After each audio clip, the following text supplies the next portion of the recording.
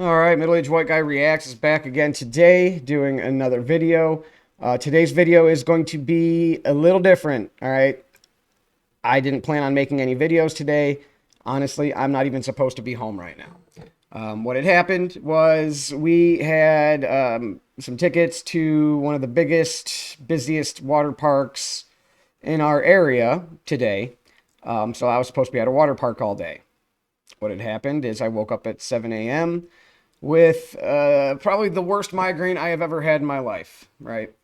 So I spent from 7 a.m. till about 1:45 p.m. vomiting, dry heaving, just being miserable, my head throbbing.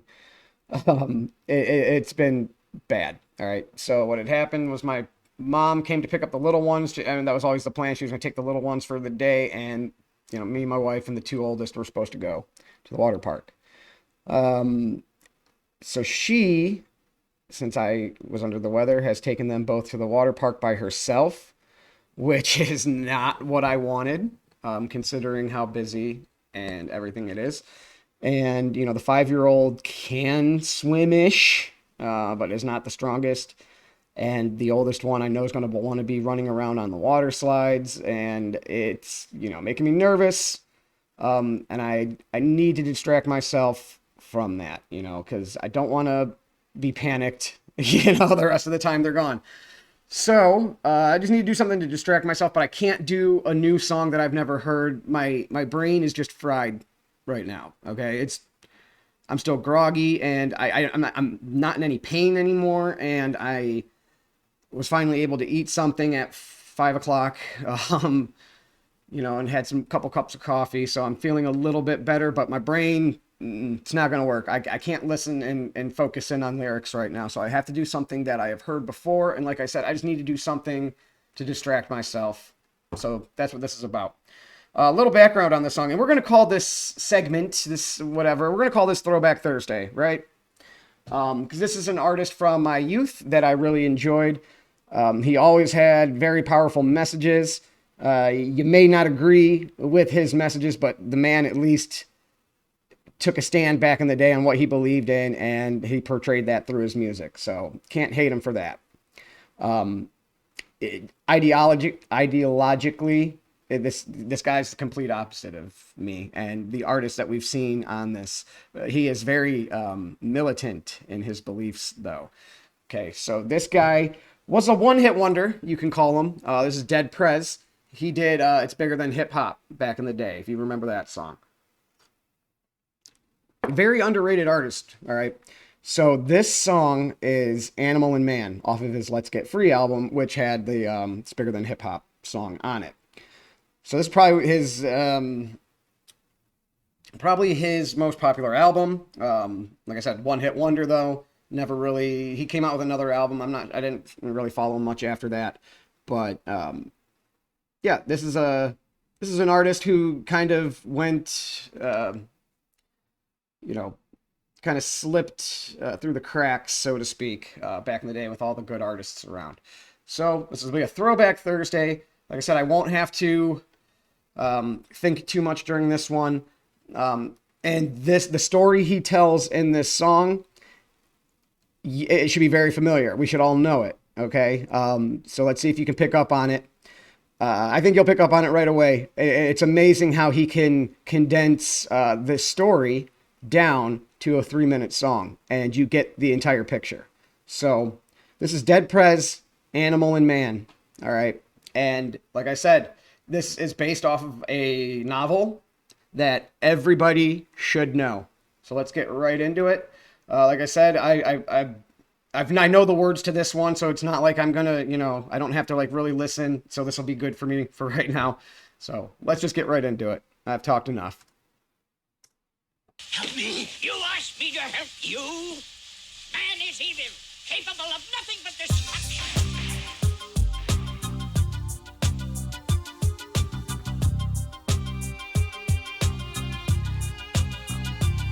Once upon a time. First of all, the beat's awesome. The beat's awesome. I mean, come on. It sets the tone. Absolutely sets the tone for this song. And if you didn't understand what the beginning, what they were talking about, it'll become very clear here in a minute. Once upon a time, there was a very serious situation brewing. There was a farmer and a farmyard filled with animals, and this is the story of their times. Old man Sam, he had a farm. Walked the land with the rifle. Most of the time shit was calm. His whole life was maintained off the everyday labor. From the mules in the field to the cattle in the stable. This is how he kept food on his table. Max, you would have thought he See, do you guys have an idea of what this is yet? Animal and man. All right, this is...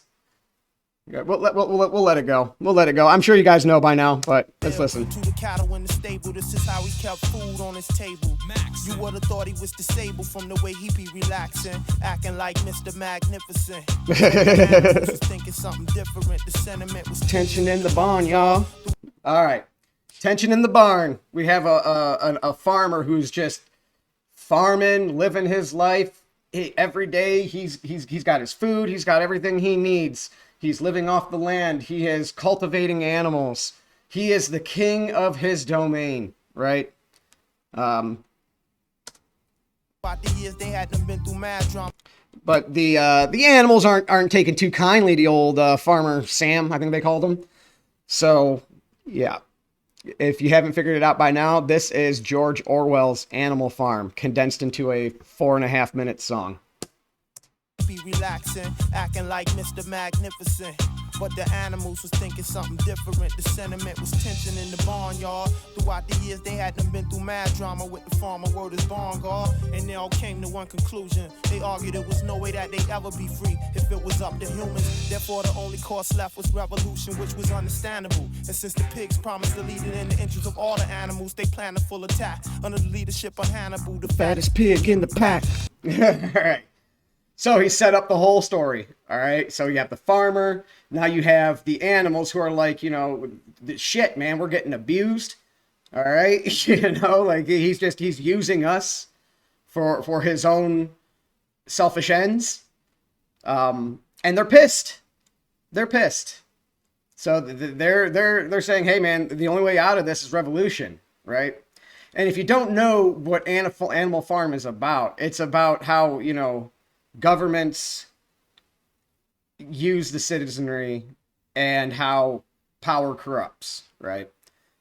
Mostly speaking on communism and socialism back in the day, but it applies to any sort of leadership group who have dominion over a section of society. And when the power shifts, how, you know, well, I don't want to ruin the end if you don't know the story, okay? But, you know, the power will eventually shift, and what happens at that point when the have-nots become the haves, we'll find out.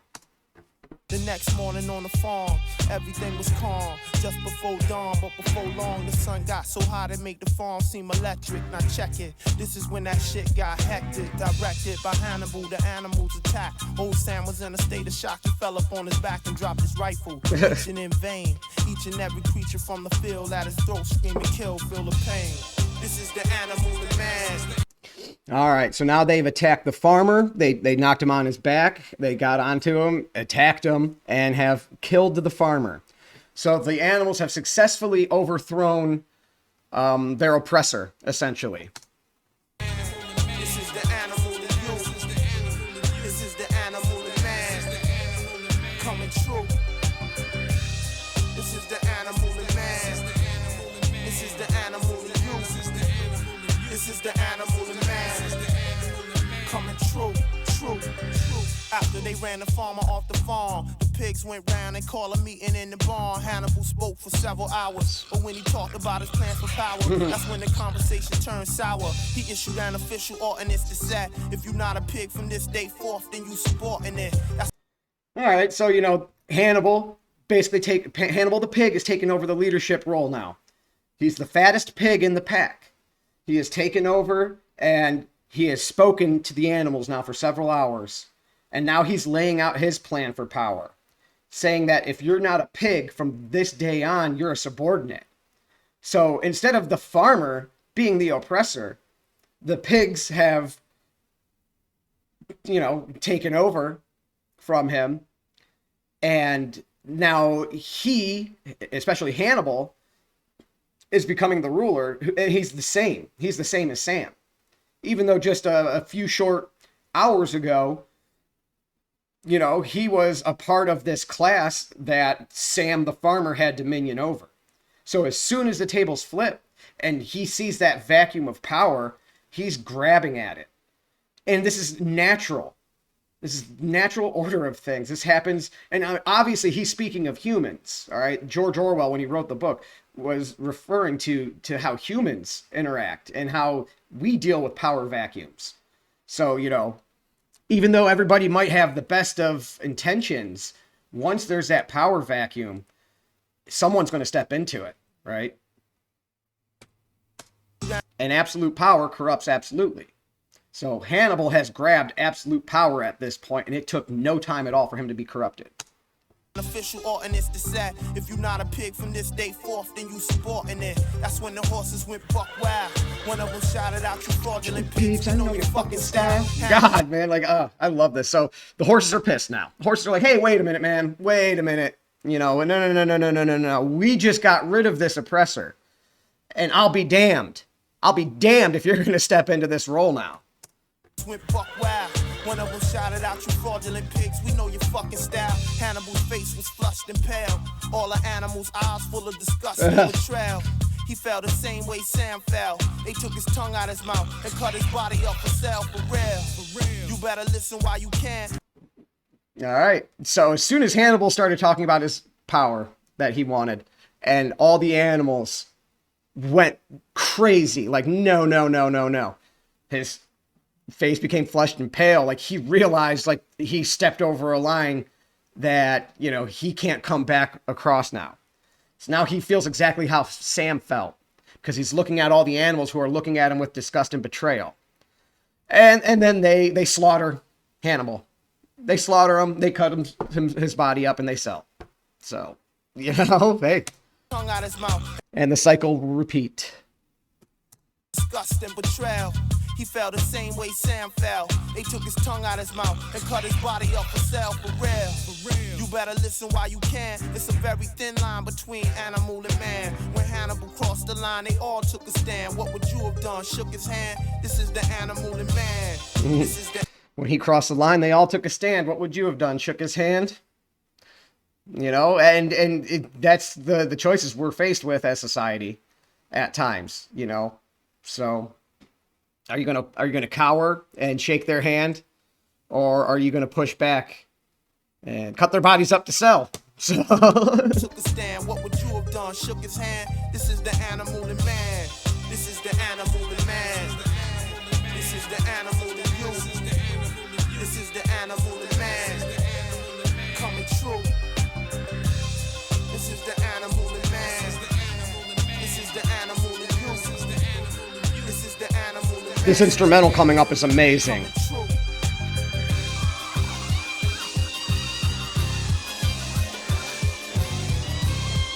I wish I knew how to play guitar.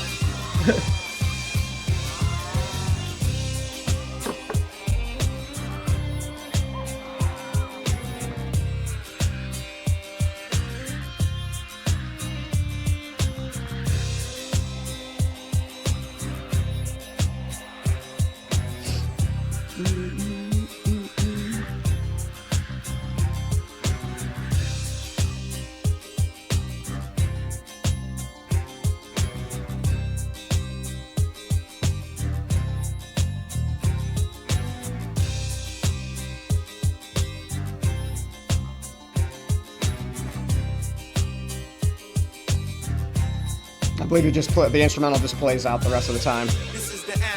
One more chorus. This is the animal and you. This is the animal and man. Coming true. This is the animal and man. This is the animal and you. This is the animal and man. Coming true. Remember,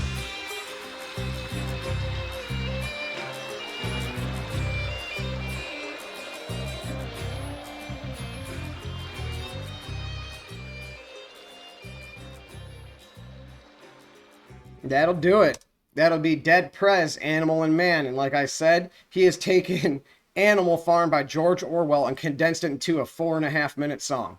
And you understand the whole point of that book now. If you have never read it, you know the plot just from this song. I mean, this is what rap used to be. It used to, you know, I'm not saying every rap has to have like a strong social message or anything. Tell a story. I love that. Tell a story from start to finish.